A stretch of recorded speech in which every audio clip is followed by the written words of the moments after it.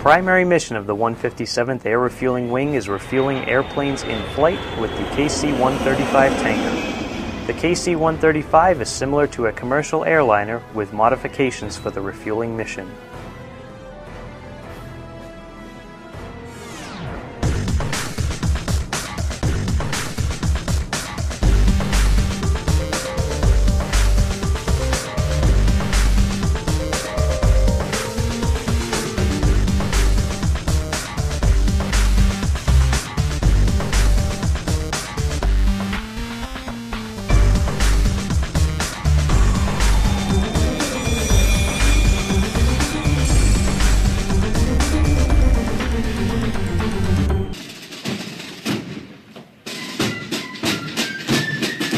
The New Hampshire National Guard began as a militia nearly a century before our country's war for independence, when early settlers joined together to defend themselves against invasion.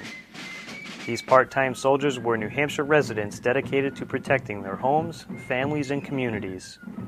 This was the beginning of a long-standing tradition of military service in the United States, that of the citizen soldier. From New Hampshire's colonial beginnings to the great state we are today, the New Hampshire National Guard has served and protected our state and has been called to duty for every major conflict our country has been involved in. The New Hampshire Air National Guard began in 1947 with the formation of the 133rd Fighter Interceptor Squadron. Based at Grenier Field, which is now the Manchester-Boston Regional Airport, New Hampshire's first Air Guardsmen quickly established their reputation as skilled aviators. Little did they know that their unit would transition through 12 different airplanes over the next 60 years. Today, the 133rd Air Refueling Squadron is a component of the 157th Air Refueling Wing, which is based at the Pease Air National Guard Base in Newington, New Hampshire.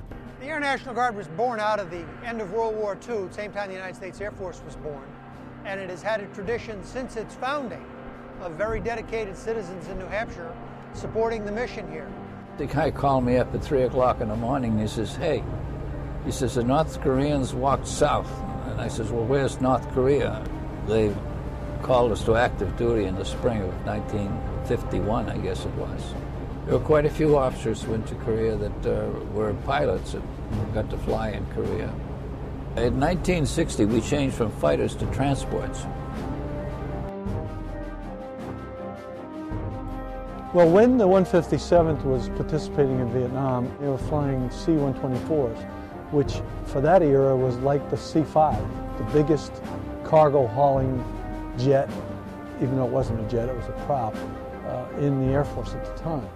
And the men and women in the 157th, although they were not forward deployed, they operated from Pease.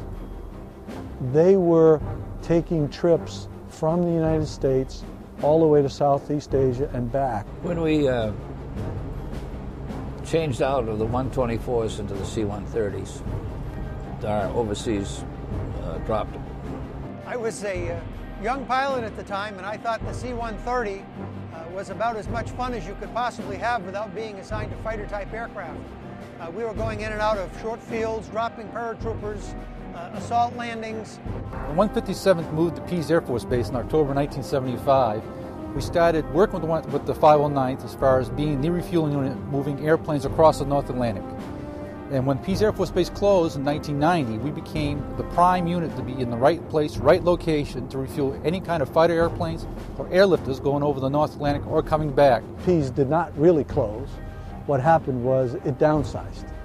From an active duty base with a guard unit on it, it's now been transitioned into an international trade port with a guard unit on it. And that guard unit has picked up a lot of the mission that the overall Strategic Air Command had. We were the second unit in the Air National Guard to convert to the KC-135 mission, which would be part of the Strategic Air Command. At the time, the Strategic Air Command was so important to the United States, they did not have any reserve component factors in it. It was a total active duty mission. Non-stop maximum in-flight range of the KC-135R model is right around 10,000 miles. That equates to about halfway around the globe. It proved to be the perfect airplane for the National Guard. Very global in nature, gave the unit opportunities to participate all over the world. And the tanker mission is just incredible because It refuels just about every airplane in the inventory and increases the capacity of those airplanes by multipliers, sometimes of 2 and 3 times. The tanker is capable of offloading at a rate of 6,000 pounds per minute, which is right around 1,000 gallons of fuel per minute. Take it 2-2, break away, break away, break away. The New Hampshire Air National Guard can be tasked to perform a wide variety of missions. Highly experienced crews and well-maintained aircraft allows us to deploy within 72 hours anywhere in the world, including Europe, the Middle East, South America, and the Pacific Rim. At Pease Air National Guard Base, the 157th Air Refueling Wing is supporting the ongoing air bridge. The air bridge, consisting of refueling missions, allows cargo aircraft to fly non-stop to and from Europe and the Middle East.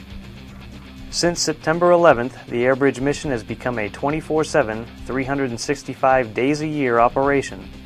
Additionally, the Pease Northeast Tanker Task Force plans and ensures the worldwide movement of U.S. and NATO military fighter aircraft, which must be accompanied by a refueler when flying over vast ocean distances.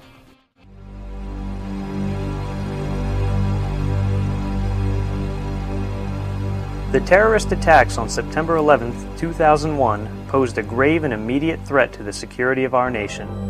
But the New Hampshire Air National Guard was one of the first to respond by flying combat air patrol missions over New York City and Washington, D.C.